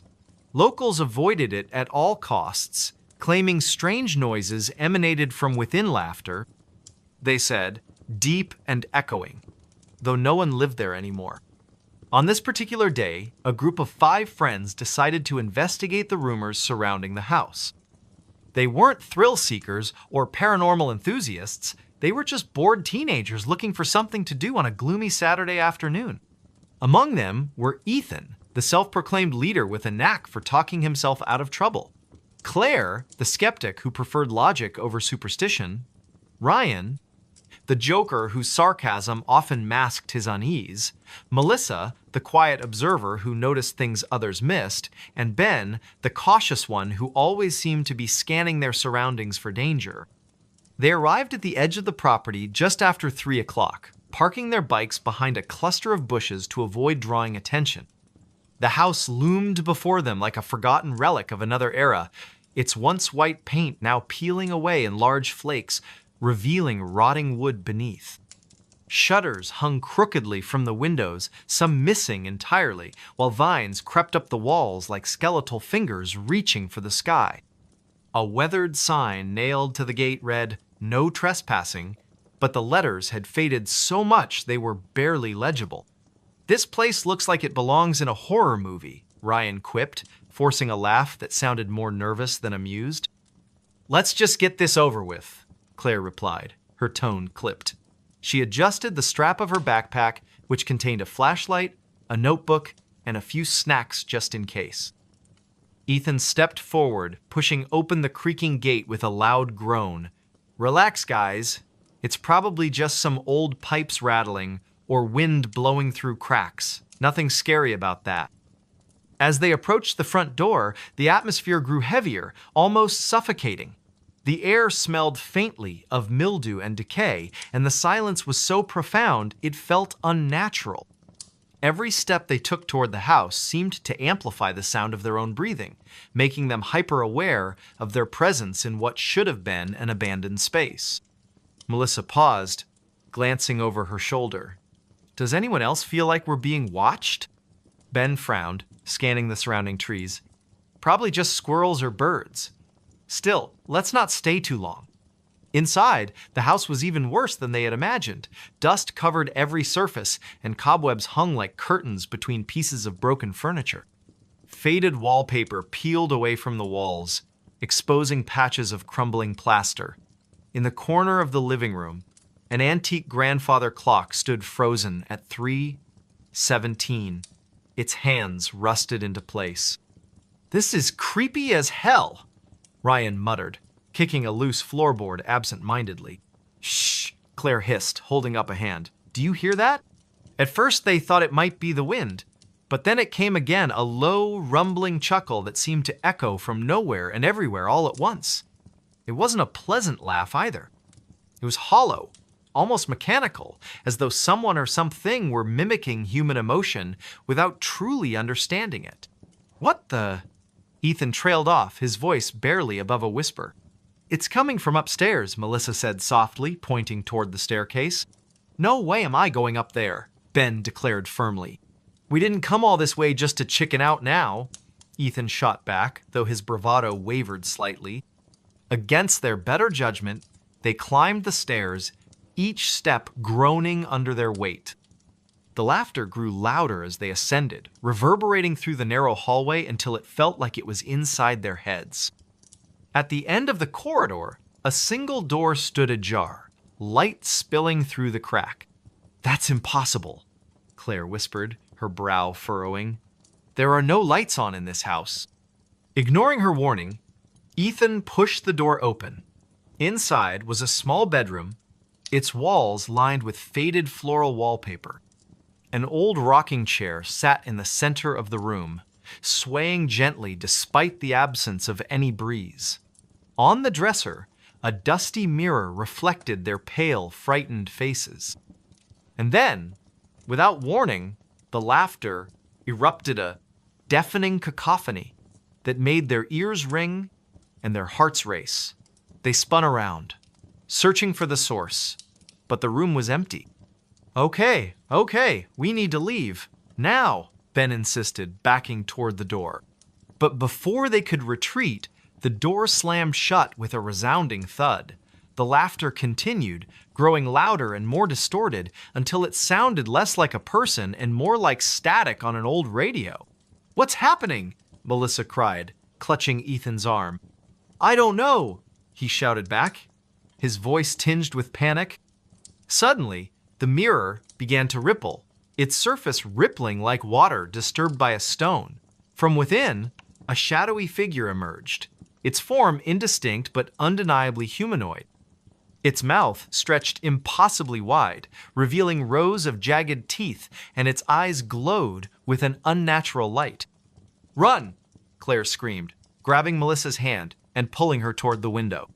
One by one, they scrambled out onto the roof, sliding down the sloping tiles and landing awkwardly in the overgrown yard below. Behind them, the house seemed to come alive, its windows pulsing with a sickly yellow light. The laughter followed them, echoing through the trees as they fled into the woods. Hours passed, or maybe it was only minutes. Time had lost all meaning. Eventually, they collapsed near a stream, gasping for breath and trying to make sense of what they had witnessed. "We can't go back," Ben said hoarsely, his face pale. "Not ever." But as dawn broke over the horizon, painting the sky in hues of orange and pink, they realized something was wrong. One by one, they began to vanish. First, it was Ryan, who wandered off in search of help. Then Melissa, lured away by the promise of finding shelter. Next came Claire, driven mad by the constant whispers she swore only she could hear. Finally, Ethan succumbed to despair, convinced he would find answers back at the house. Only Ben remained, clinging to the hope that he could escape whatever malevolent force had ensnared his friends. But as he stumbled back into town, disheveled and wide-eyed, he found himself standing in front of the laughing house once more. The door creaked open, inviting him inside, and as he stepped across the threshold, he heard the laughter, deep and echoing, though no one was around. The forest fell silent again, save for the faint rustle of leaves and the distant hum of crickets. Somewhere in the heart of this sleepy community stood an old, decrepit house known only as the Laughing House. Locals avoided it at all costs, claiming strange noises emanated from within laughter, they said, deep and echoing, though no one lived there anymore. The campground that disappeared. It was late summer, the kind of season where the days stretched endlessly and the nights carried a cool breeze that hinted at autumn's approach.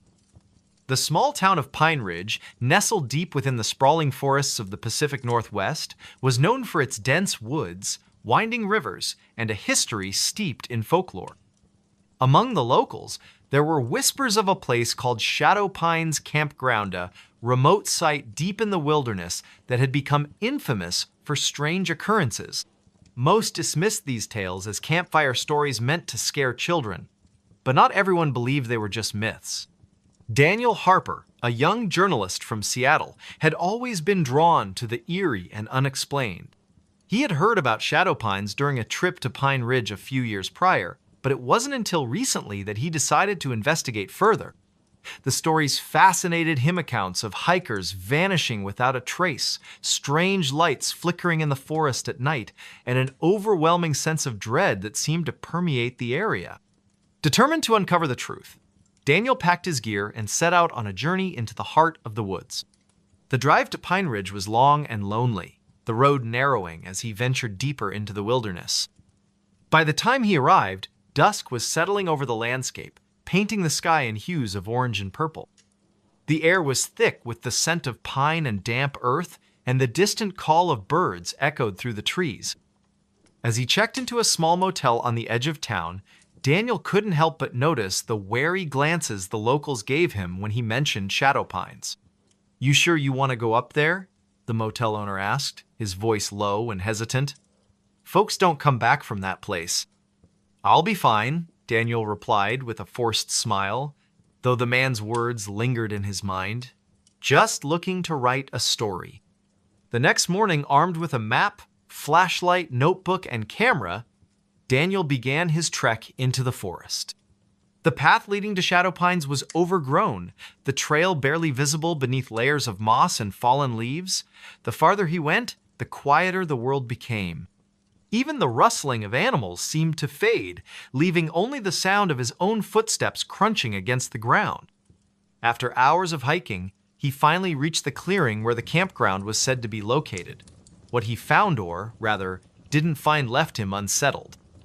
There were no tents, no fire pits, no signs of human activity whatsoever, just an empty expanse surrounded by towering trees that loomed like silent sentinels. The air felt heavier here, almost suffocating, and a chill ran down his spine despite the warmth of the day. "This can't be right," Daniel muttered, consulting his map again. According to the markings, this was the exact spot where Shadow Pines should have been. Yet there was nothing but emptiness. As he stood there, trying to make sense of what he was seeing, he noticed something odd. Scattered around the clearing were remnants of what appeared to be old camping equipment-trusted lanterns, tattered tarps, even a child's doll half buried in the dirt. It was as if the campground had been abandoned suddenly, with no time to pack up or clean up. A sharp snap of a twig behind him made him whirl around, his heart pounding. "Hello?" he called out, his voice echoing unnaturally in the stillness. No one answered, but the sensation of being watched grew stronger with each passing second. Deciding to document everything, Daniel began taking photographs of the clearing and the scattered debris. As he snapped a picture of the doll, his camera emitted a strange buzzing noise before shutting off completely. Frowning, he fiddled with the device, but it refused to turn back on. "Great," he muttered under his breath, stuffing the useless camera into his bag. "Guess I'll have to rely on notes." He moved closer to inspect the doll more closely, crouching down to brush away some of the dirt covering its face. The porcelain features were cracked and weathered, but there was something unsettling about the way its glassy eyes seemed to follow him. A sudden gust of wind swept through the clearing, sending a shiver down his spine. That's when he heard a faint whisper, so soft it could have been the wind. "Leave." Daniel froze, his breath catching in his throat. "Who's there?" he demanded, his voice trembling slightly. The whisper came again, louder this time. "Go now." His instinct screamed at him to run, but curiosity rooted him to the spot. Slowly, he rose to his feet and scanned the surrounding trees, searching for any sign of movement. The forest remained eerily still, yet the feeling of being watched intensified. Determined to get to the bottom of this, Daniel pressed on, venturing deeper into the woods. He followed a narrow trail that seemed to lead away from the clearing, hoping it would take him somewhere area that might provide answers. The light was fading fast, casting long shadows that danced across the forest floor. After what felt like an eternity, he stumbled upon a dilapidated cabin hidden among the trees. Its wooden walls were rotting, and the roof sagged dangerously, but it offered shelter from the growing darkness. Reluctantly, he pushed open the creaky door and stepped inside. The interior was dimly lit by the last rays of sunlight filtering through the cracks in the walls. Dust covered every surface, and the air smelled of decay. In the center of the room stood a rickety table, atop which lay a collection of objects: a journal, a pocket watch, and a bundle of faded photographs. Curiosity getting the better of him, Daniel picked up the journal and began flipping through its pages. The entries were written in shaky handwriting, detailing the experiences of someone who had once stayed at Shadow Pines. The writer described hearing voices in the night, seeing shadowy figures moving between the trees, and feeling an unbearable sense of dread that never lifted. One passage caught his attention. "They say the forest is alive, watching, waiting. If you listen closely, you can hear it calling your name. Don't answer. Whatever you do, don't answer." A chill ran down Daniel's spine as he read those words. Before he could process them further, a loud thud outside made him jump. Dropping the journal, he grabbed his flashlight and cautiously approached the window. Peering out into the gloom, he saw nothing but swaying branches and shifting shadows. Or so he thought. As he stared harder, he realized one of the shadows wasn't moving with the wind. It stood perfectly still, darker and denser than the others. And then, slowly, it began to move toward the cabin. Panic surged through him, and he backed away from the window, his mind racing. Should he stay and try to defend himself, or flee into the unknown depths of the forest? The decision was made for him when the front door burst open with a deafening crash. Heart pounding, Daniel bolted out the back door, not daring to look behind him. Branches clawed at his arms and face as he ran, the forest seeming to close in around him. The whispers returned, louder now, overlapping in a cacophony of voices that urged him to stop, to turn around, to give in. "No!" he shouted, his voice raw with desperation. "I won't stop!" Somehow, miraculously, he found his way back to the trail leading out of the woods. By the time he emerged onto the main road, dawn was breaking, painting the sky in soft pastels. Exhausted and shaken, he collapsed onto the ground, gasping for breath. When he finally mustered the strength to stand, he turned back to look at the forest one last time. Through the mist, rising from the trees, he could see the outline of the clearing where Shadow Pines had supposedly been. But now, instead of emptiness, there was something elsey, cluster of tents, flickering campfires, and figures moving about as if nothing were amiss. Blinking in disbelief, Daniel rubbed his eyes, certain he was hallucinating. When he looked again, the scene was gone, replaced once more by the desolate expanse. Shaken to his core, Daniel returned to Pine Ridge and wrote his article about Shadow Pines, though few believed his account. Over time, the story faded from memory, becoming just another tale whispered around campfires. But Daniel never forgot. On quiet nights, he sometimes thought he could still hear the whispers, faint and distant, calling him back to the campground that disappeared. And deep in the forest, the shadows waited, patient and eternal. The wrong voice on the baby monitor. It was a humid summer evening in the small suburban town of Maple Grove, Illinois. The kind of night where the air felt thick and heavy, clinging to your skin no matter how many fans you turned on. Rachel Dawson sat in the living room of her modest two-story home, absently flipping through channels on the television while trying to ignore the faint hum of cicadas outside. Her son, Ethan, just 6 months old, had finally fallen asleep after hours of fussing. She cherished these rare moments of quiet, even if they were fleeting. On the coffee table beside her sat the baby monitor, its green light blinking steadily to indicate it was active. The device was one of those high-tech models with both audio and video capabilities, though Rachel rarely used the video feature unless she needed to check on Ethan during particularly restless nights. Tonight, however, she kept the screen off, relying solely on the sound to reassure herself that all was well upstairs. At first, the only noise coming from the monitor was the soft, rhythmic breathing of her sleeping child. Rachel leaned back into the couch, letting out a sigh of relief as she allowed herself to relax for the first time all day. But then, something changed.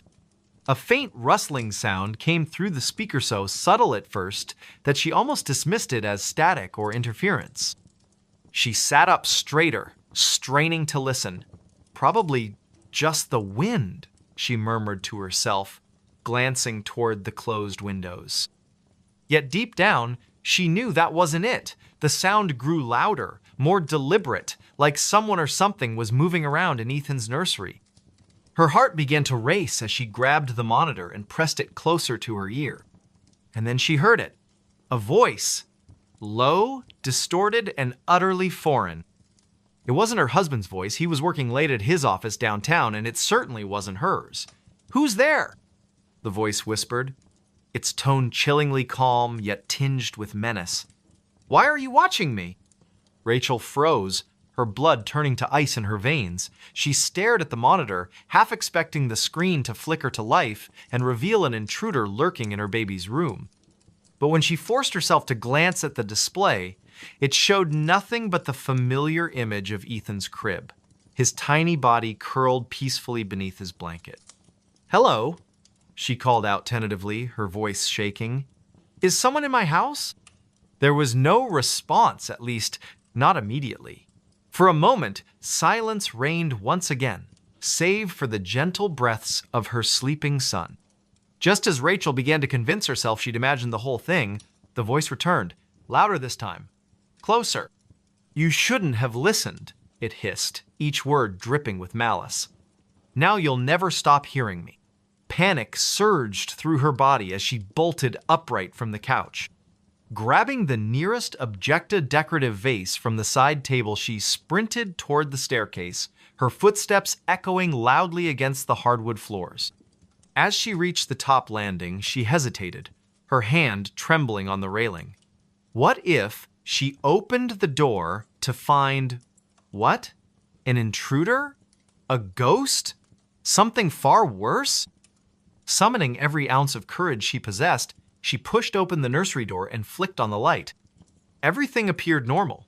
The mobile above the crib spun lazily, casting soft shadows across the walls. The stuffed animals lining the shelves sat undisturbed, and Ethan continued to sleep soundly, blissfully unaware of the terror gripping his mother. But then she noticed something strange. On the floor near the corner of the room lay a small wooden ratalone she hadn't seen before. Its surface was intricately carved with symbols that looked ancient and unfamiliar. Where had it come from, and why did it give her such an overwhelming sense of dread? Later that night, after securing all the doors and windows, twice, Rachel sat at the kitchen table with her laptop, determined to uncover answers. The voice from the monitor replayed endlessly in her mind, gnawing at her sanity. Could it have been some kind of prank? Or was it something far beyond explanation? Her search led her to local forums and message boards, where residents of Maple Grove occasionally shared stories about strange occurrences in their homes. One thread caught her attention, a post titled "The Crying House." According to the original poster, several families who had lived in Rachel's neighborhood over the past century reported hearing disembodied voices, especially in rooms occupied by young children. Some claimed the voices belonged to former inhabitants who had died tragically within the walls of those houses. Others suggested the land itself was cursed, haunted by spirits tied to the area's Native American history. As Rachel scrolled further, she found comments from people claiming to know specific details about her street. One commenter mentioned a family named Miller who had lived in her exact house decades earlier. Their youngest child, a boy named Timothy, had disappeared under mysterious circumstances. No trace of him was ever found, and the case remained unsolved. A chill ran down Rachel's spine as she read the final comment on the thread. "If you hear him calling, don't respond. He doesn't want help. He wants company." The next morning, Rachel decided to visit the local library to dig deeper into the history of her home. The librarian, a kindly older woman named Mrs. Peterson, greeted her warmly and offered assistance when Rachel explained her research goals. After rifling through dusty archives and yellowed newspaper clippings, they uncovered a series of articles detailing the disappearance of Timothy Miller. According to the reports, Timothy had been playing in his backyard one afternoon when he vanished without a trace. Witnesses claimed they saw a shadowy figure lurking near the edge of the woods behind the property, but no concrete evidence was ever found to support foul play. Over time, rumors circulated that Timothy's spirit still wandered the house, searching for closure, perhaps revenge. Mrs. Peterson leaned in closer, lowering her voice to a whisper. "People say the Millers tried everything to contact him," she said solemnly. "Psychics, seances, even exorcisms. Nothing worked. Eventually, they moved away, convinced the house was cursed." Rachel thanked the librarian and left the building feeling more uneasy than ever. If the voice on the monitor truly belonged to Timothy or whatever remained of him, what did it mean for her and Ethan? That evening, Rachel installed extra locks on all the doors and set up motion-activated cameras around the perimeter of the house. She also kept the baby monitor close at hand, refusing to let it out of her sight. Despite her precautions, the voice returned. This time, it spoke directly to Ethan. "Come play with me," it cooed, its tone deceptively sweet. "We'll have so much fun together." Rachel's heart nearly stopped as she rushed to the nursery, finding her son wide awake and staring blankly at the wall. His expression was eerily calm, almost trance-like. When she picked him up, he didn't cry or squirm as usual, he simply gazed at her with unblinking eyes. Desperate for guidance, Rachel reached out to a friend who specialized in paranormal investigations. Mark Thompson arrived the following day armed with equipment designed to detect supernatural activity. Together, they conducted a thorough sweep of the house, focusing particularly on the nursery. To their astonishment, the devices registered significant anomalies, cold spots, electromagnetic fluctuations, and faint whispers that seemed to emanate from nowhere. Mark warned Rachel that whatever presence lingered in her home was intelligent and potentially dangerous. "It knows you're onto it," he said gravely. "Be careful." Over the next few days, the disturbances escalated. Toys would move inexplicably across the floor. Lights flickered unpredictably, even when no one was home. And the voice on the monitor grew increasingly aggressive, taunting Rachel with cryptic messages meant to unsettle her. One night, unable to endure the torment any longer, Rachel decided to confront the entity head-on. Standing in the nursery with the baby monitor in hand, she addressed the empty space around her. "What do you want from us?" she demanded, her voice quivering despite her resolve. For a moment, there was silence. Then, the voice replied not through the monitor, but seemingly from everywhere at once. "He's mine now. You can't protect him forever." Tears streamed down Rachel's face as she clutched Ethan tightly to her chest. She realized then that staying in the house was no longer an option. Gathering their belongings, she fled with her son to stay with relatives in another state. Though the voice has since fallen silent, Rachel remains haunted by the memory of those nights. Every creak of the floorboards, every whisper of the wind reminds her of the wrong voice on the baby monitorand, the sinister force that sought to claim her child. He smiled from inside the closet, a tale of unrelenting fear.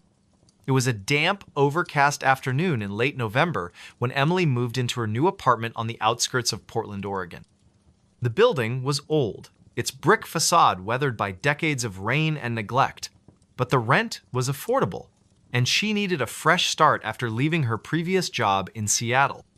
She had always been drawn to older places, their creaky floors and peeling wallpaper imbued with stories of lives long past. Yet, as she carried the last box through the front door, she couldn't shake the feeling that something about this particular apartment wasn't quite right.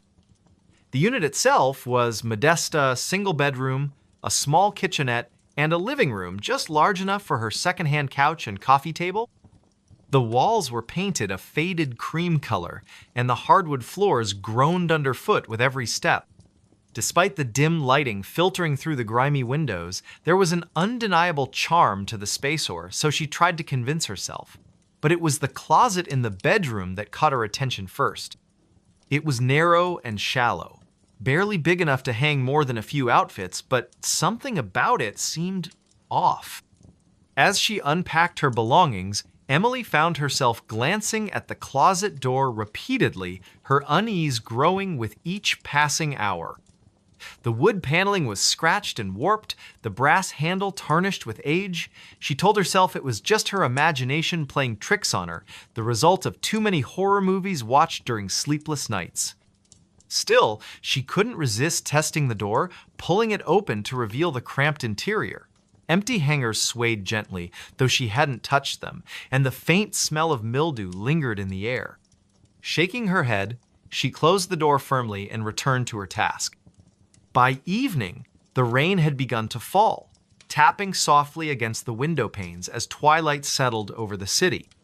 Emily sat cross-legged on the floor, sorting through a box of books and photographs, her mind drifting back to memories of her childhood home in Montana. The rhythmic patter of raindrops lulled her into a sense of calm, and for a moment, she almost forgot about the nagging discomfort the closet had stirred earlier. Almost. Then, just as she reached for another stack of papers, she heard a soft click, like the sound of a latch being released. Her fingers froze mid-motion, and she turned her head slowly toward the closet. The door stood slightly ajar, though she was certain she had closed it tightly before sitting down. "Probably just the wind," she murmured, forcing a nervous laugh. She rose to her feet and walked over to the closet, her socks whispering against the floorboards. With a deep breath, she pushed the door shut again, making sure it latched securely. Back on the floor, she resumed her unpacking, but the incident left her unsettled. Every few minutes, she glanced up at the closet, half expecting it to swing open once more. When nothing happened, she began to relax, chalking it up to the quirks of an aging building. By 9 o'clock, she decided to call it a night, stacking the remaining boxes in the corner and crawling into bed with a book to distract herself. The hours slipped by unnoticed until she finally turned off the lamp beside her bed. Darkness enveloped the room, broken only by the faint glow of the streetlights outside. As she lay there listening to the steady rhythm of the rain, she felt her eyelids grow heavy. Sleep came quickly, wrapping her in its comforting embrace. Or so she thought. Sometime later, she woke with a start, her heart pounding wildly in her chest. At first, she wasn't sure what had roused her there. There was no noise, no movement, just an oppressive silence that seemed to press down on her like a weight. Then, out of the corner of her eye, she saw it. A sliver of darkness where none should have been the closet door was open again. Emily sat bolt upright, her pulse racing. The room was pitch black, save for the pale light streaming through the window, casting eerie shadows across the walls. She stared at the closet, willing herself to believe it was just her imagination. After all, doors could open accidentally, couldn't they? Maybe the latch was faulty. Maybe, and then she saw it. A flicker of movement inside the closet, so subtle she almost missed it. Something shifted in the shadows, just beyond the reach of the light. Her breath hitched in her throat as she strained to see more clearly. Was someone in there? Had someone broken in while she slept? Summoning every ounce of courage, she reached for the lamp on her bedside table and switched it on. The sudden brightness illuminated the room, revealing the closet's empty interior. Nothing stirred within its confines, no sign of an intruder or anything out of place. Relief washed over her, followed immediately by confusion. If no one was there, why did she feel so uneasy? She climbed out of bed and approached the closet cautiously, her bare feet cold against the wooden floor. Reaching out, she pulled the door shut once more, ensuring it clicked firmly into place. As she turned to go back to bed, however, she heard a low, muffled chuckle emanating from behind her. It was soft, almost imperceptible, but unmistakably human. Her blood ran cold as she spun around, her eyes darting toward the closet. The door remained closed, but the laughter continued, echoing faintly in the stillness of the room. "Who's there?" she demanded, her voice trembling. There was no response, only the sound of her own ragged breathing. She backed away slowly, her gaze fixed on the closet, until she bumped into the edge of her bed. Without thinking, she grabbed her phone and dialed 911, her fingers shaking as she pressed the numbers. Before the operator could answer, the line went dead. She stared at the screen in disbelief. It was as if the phone had lost all power, despite being fully charged moments ago. Desperate, she grabbed a flashlight from the nightstand and aimed its beam directly at the closet. The light revealed nothing unusual, yet the laughter persisted, growing louder and more distinct. It wasn't mocking or cruel. Instead, it carried an unsettling warmth, as though someone found genuine amusement in her terror. And then, just as suddenly as it had started, it stopped. Silence fell once more, heavier than before. Emily sank onto the edge of her bed, clutching the flashlight like a lifeline. Her mind raced with possibilities, none of which offered any comfort. Was she losing her mind? Was this some kind of prank? Or was something truly haunting her new home? Unable to stay in the room any longer, she retreated to the living room, curling up on the couch with a blanket wrapped tightly around her shoulders. For the rest of the night, she kept the lights on, jumping at every creak and groan the building made. When morning finally arrived, she felt exhausted, both physically and emotionally drained. Determined to uncover the truth, Emily spent the following day investigating her apartment. She inspected the closet thoroughly, checking for hidden compartments or signs of tampering, but found nothing out of the ordinary. She even asked her neighbors if they had experienced anything strange, but they dismissed her concerns, attributing the noises to the building's age. Frustrated and increasingly anxious, she decided to research the history of the property online. What she discovered chilled her to the bone. Decades earlier, the building had been the site of a grisly murder-suicide. A man named Harold Grayson, described in news articles as reclusive and deeply disturbed, had killed his wife and young daughter before taking his own life in the very same apartment.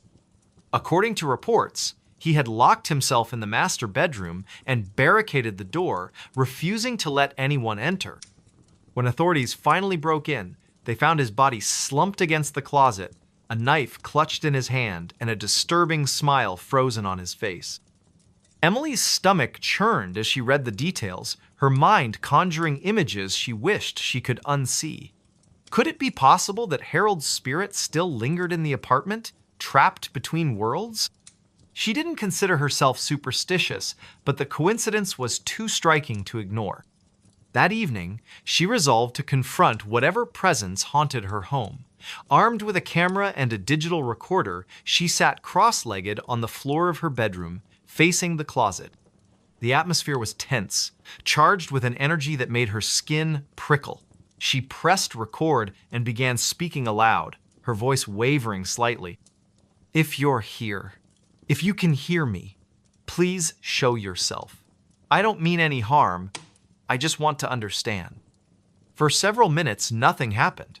The room remained silent. The only sound, the faint hum of the recorder. Just as she began to doubt her plan, the closet door creaked open slowly, inch by inch, until it stood wide. Emily's breath caught in her throat as she stared into the darkness, her grip tightening on the camera. From within the shadows, two pale eyes appeared, gleaming faintly in the dim light. They were accompanied by the unmistakable curve of a grin-wide, toothy, and utterly unnatural. "Harold?" she whispered, her voice barely audible. In response, the figure stepped forward, emerging fully into view. He was gaunt, his skin stretched taut over sunken cheeks, his hair matted and unkempt, his clothes were tattered, remnants of a bygone era, and his hands were stained with dried blood. But it was his smile that terrified her, most a grotesque caricature of joy, devoid of humanity. "You shouldn't have come here," he rasped, his voice a guttural blend of malice and sorrow. "This isn't your place." Emily scrambled backward, dropping the camera as she fumbled for her phone. Her fingers trembled as she dialed emergency services, but the call failed to connect. Harold advanced steadily, his grin widening with each step. "You can't leave," he said, his tone almost playful. "Not after seeing me." Panic surged through her veins as she bolted for the door, but it slammed shut before she could reach it. Trapped, she turned to face him, tears streaming down her face. "Please," she begged, her voice cracking. "I didn't know. I swear I didn't know." Harold tilted his head, studying her with an expression of detached curiosity. "Too late?" he murmured, raising a bloody hand toward her. "Now you'll stay with us." The world dissolved into chaos. Emily screamed, clawing at the door in a futile attempt to escape, but her efforts were in vain. The last thing she saw before darkness claimed her was Harold's smile bright, unyielding, and utterly triumphant. Weeks later, the apartment sat empty, its windows boarded up and its halls silent. Neighbors whispered about the tragedy, speculating about the young woman who had vanished without a trace. Some claimed to hear faint laughter coming from the unit late at night, while others reported seeing a shadowy figure standing in the window. No one dared to investigate further. And deep within the walls of the old building, Harold Grayson smiled contentedly, knowing he would never be alone again. They moved out. Something stayed. It was late spring in the small town of Black Hollow, a quiet community nestled in the rolling hills of Ohio. The air carried the scent of blooming wildflowers, and the sun hung low in the sky, casting golden rays over the rows of modest houses that lined the streets. Among these homes stood 42 Maplewood Lane, a weathered Victorian house with peeling white paint and crooked shutters. For decades, it had been the residence of the Thompson family parents, 2 children, and their aging dog Bud. Now, it sat empty, its windows dark and its porch sagging under the weight of neglect. The Thompsons had moved out abruptly, leaving behind whispers among the neighbors. No one knew exactly why they left, only that they had packed up overnight and vanished without a word. Some said it was because of financial troubles. Others claimed the house was haunted. Whatever the reason, the property remained unoccupied for months, its presence growing more ominous with each passing day. Then came Emma Dawson, a young woman in her late 20s who had inherited the house from a distant relative she barely remembered. A freelance photographer by trade, Emma was drawn to the idea of solitude, a chance to escape the chaos of city life and focus on her work. She arrived at the house one cloudy afternoon, her car loaded with boxes and camera equipment. As she stepped out of the vehicle, she couldn't shake the feeling that something about the place felt off. The air seemed heavier here, the silence almost oppressive. Still, she reminded herself that old houses often had quirks, and this one would be no different. "It's just an old house," she muttered under her breath, though her voice lacked conviction. "Nothing to worry about." Unlocking the front door, Emma stepped inside, her footsteps echoing on the creaky wooden floors. The interior was dim, the sunlight filtering weakly through dusty curtains. Cobwebs clung to the corners of the ceiling, and a thin layer of grime coated every surface. Boxes were stacked haphazardly in the living room, remnants of the previous owner's hasty departure. Emma set down her bag and began unpacking, determined to make the space livable. As she worked, she noticed strange details about the house scratches on the walls that looked too deliberate to be accidental, faint scorch marks on the carpet, and a peculiar odor that lingered despite her efforts to air out the rooms. By nightfall, she had made some progress, but exhaustion crept in quickly. Deciding to call it a night, she lit a few candles and settled onto the couch with a cup of tea. Outside, the wind howled through